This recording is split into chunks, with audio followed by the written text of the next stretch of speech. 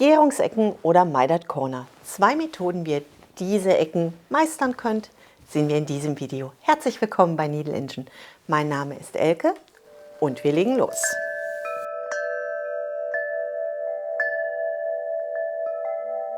Damit wir unsere Gärungsecke, also unsere Mitered Corner, ganz ohne Probleme nähen können, müssen wir unser Patch so ein bisschen vorbereiten.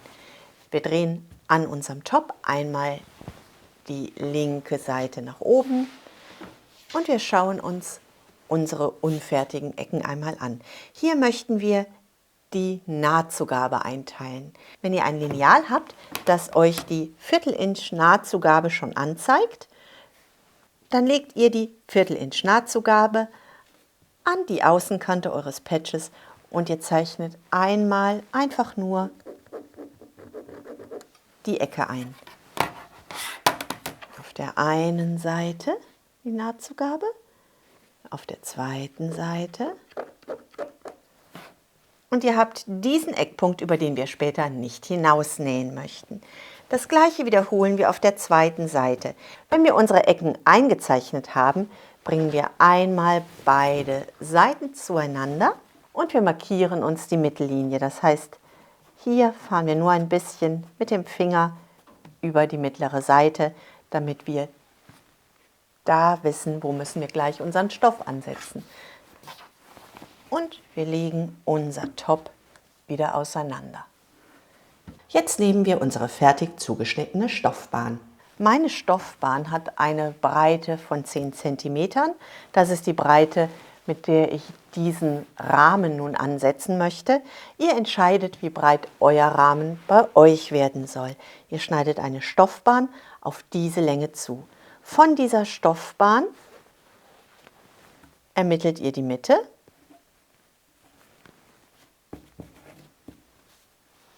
Auch hier markieren wir wieder die Mitte mit dem Finger. Und wir legen die Mitte unserer Stoffbahn auf die Mitte unseres Tops. Das Ganze stecken wir einmal mit einer Nadel fest.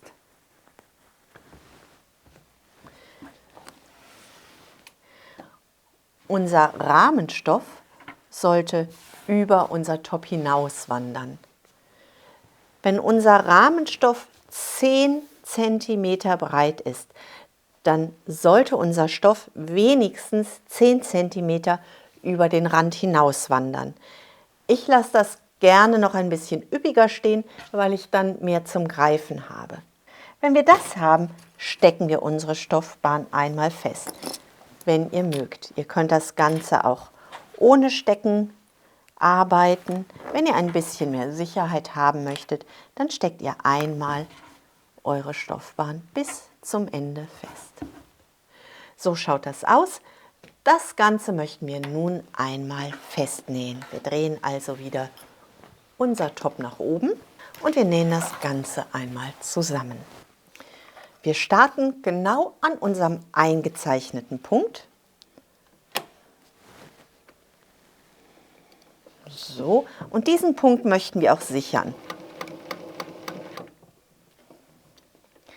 Wenn wir ihn gesichert haben, nähen wir einmal die ganze Naht mit einer Viertel-Inch Nahtzugabe. Hier ist die Nahtlinie, hier ist die Linie für meine Viertel-Inch Nahtzugabe. Ich lege also meinen Stoff an die Viertel-Inch Linie und nähe los.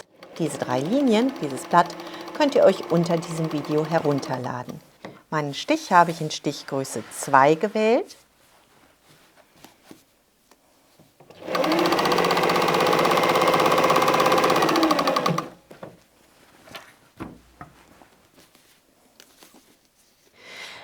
Wenn ich hier beim Nähen meinen Top mit der linken Seite oben habe, kann ich darauf achten, dass ich jede einzelne Naht beim Nähen in die richtige Richtung lege, sodass ich nachher keine verdrehten Nähte erhalte.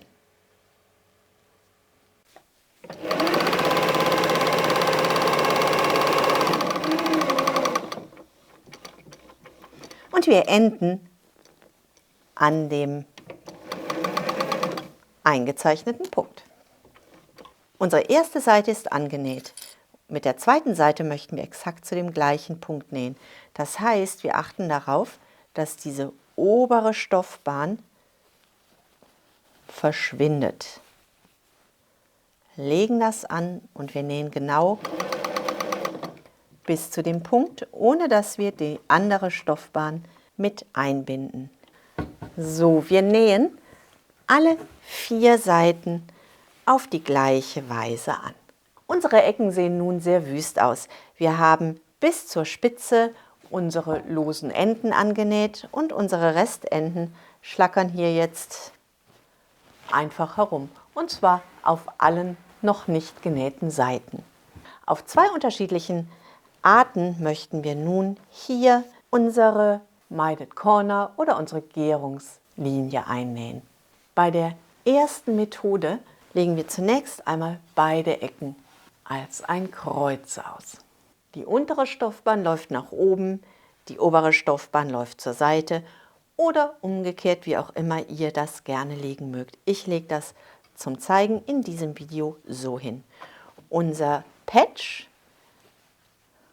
unser Top liegt gestreckt. Hier ist die Stoffecke, die liegt also nicht nach unten geschlagen, sondern die liegt gerade.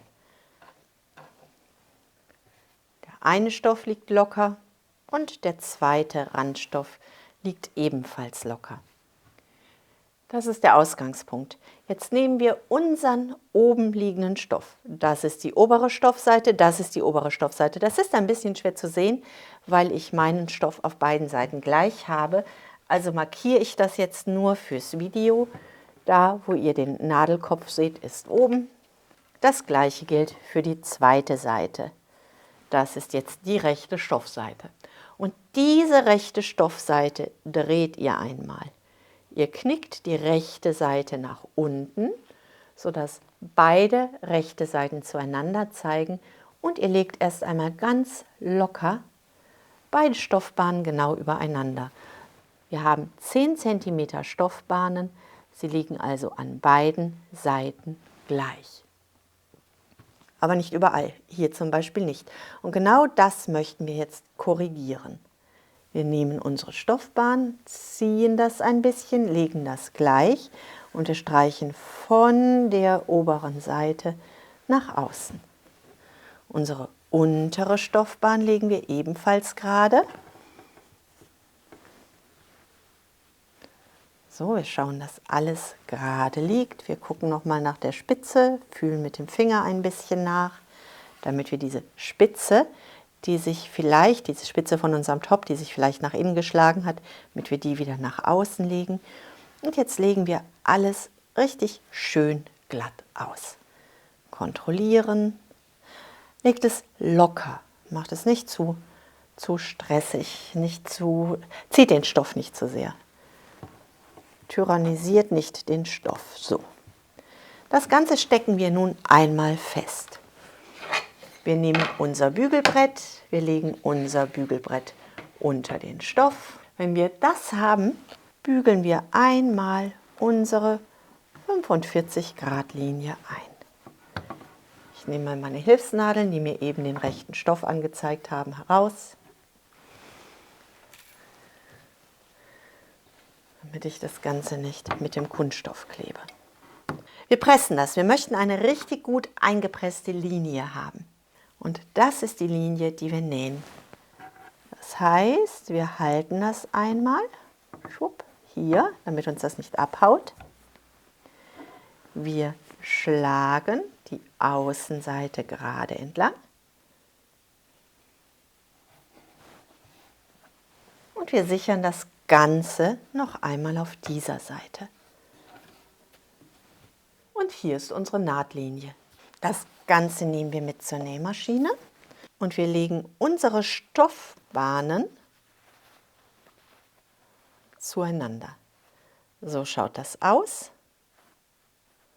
Diese Bahn möchten wir nicht mit einnähen, die schlagen wir nach hinten. So, und jetzt haben wir hier, seht ihr, so ein kleines V. Ich male das mal an. Durchs Bügeln ist hier so ein kleines V entstanden. Wir haben diese Linie, wir haben diese, nee, stimmt nicht, diese Linie und wir haben diese Linie. Selbst die falsche Linie trifft sich genau an dem Punkt.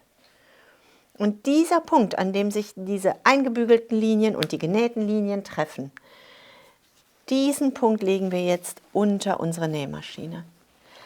Wir möchten nicht genau auf dem Punkt nähen, wir möchten ein Itzchen davor beginnen. Das heißt also, wir haben unsere Spitze nach hinten geschlagen, wir haben die Punkte, die sich treffen und ein bisschen von diesen Punkten weg, 1, 2 Stiche von den Punkten nach vorne, da setzen wir unsere Nadel ein.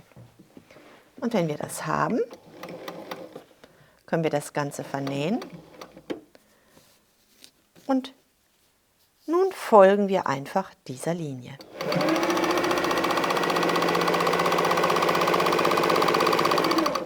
Seht ihr? Ich habe hier angefangen zu nähen und hier ist der Punkt. Ich habe 2 Stiche frei gelassen. Und wenn wir das Ganze jetzt öffnen, so, komm, öffne dich.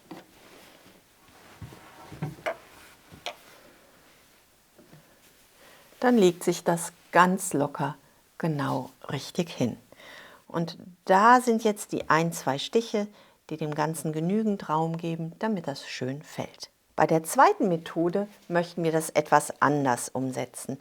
Wir haben wieder unsere längst laufende Stoffbahn, hier, und wir schlagen unsere erste Seite über.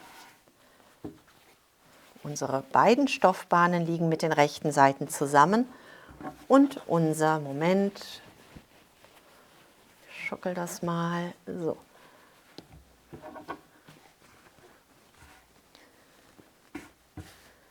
Unser Patch hat eine Dreiecksform. Wir richten die obere Kante aus und wir schauen, dass unsere Stoffbahn ganz genau gerade liegt. Ich lege noch mal die grüne Matte unter. Ich glaube, das gibt ein klareres Bild. Auch hier bleibt die kleine Nase von unserem Top nach innen geschlagen, also zum Top geschlagen. Jetzt zeichnen wir uns die richtige Nahtlinie ein. Das heißt, wir stecken das erst noch einmal zusammen, damit uns das nicht abhaut. Einfach nur ein bisschen mit genügend Abstand, damit wir unser Lineal gebrauchen können. So. Unsere Stoffbahnen liegen gerade, unser Top hat eine 45-Grad-Linie und diese 45-Grad-Linie legen wir nun an. Unser Top ist auf 45 Grad gefalten, unsere 45-Grad-Linie liegt an unseren Stoffbahnen an. Moment, da wird es schief. So. Und diese 45-Grad-Linie ziehen wir nun ganz einfach nach außen. Von unserem Punkt, also nicht jetzt 3 Meilen weg. So, da ist der Punkt. Da ist die. Schaut, dass ihr wirklich von diesem genähten Punkt aus eure Linie zieht. Das Ganze schieben wir so einmal unter die Maschine. Jetzt auf der anderen Seite malen müssen. Unsere Spitze legen wir wieder zur Seite und wir nähen das Ganze wieder an. Die Spitze bleibt weg. Wir starten 1, 2 Stiche vor unserem Punkt, verriegeln und wir nähen.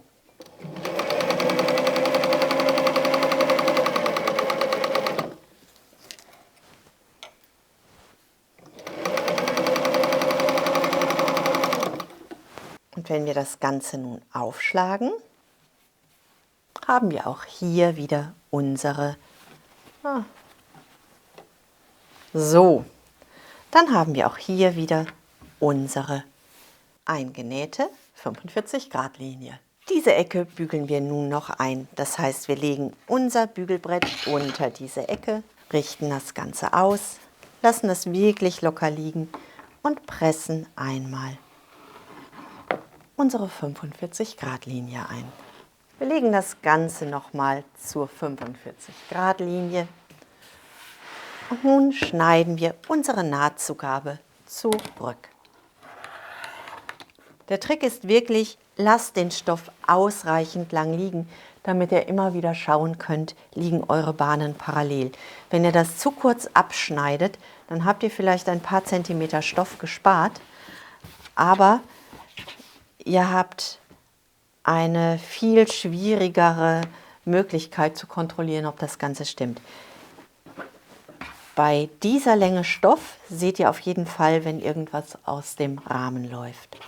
So, und jetzt wünsche ich euch viel Vergnügen beim Nähen von 45 Grad Winkeln bei Maidert Corner oder Gärungsecken. Ich wünsche euch eine wunderbare Woche, bleibt gesund und glücklich und denkt daran, was immer auch passiert, einfach weiter patchen und quilten und bis zum nächsten Mal. Tschüss!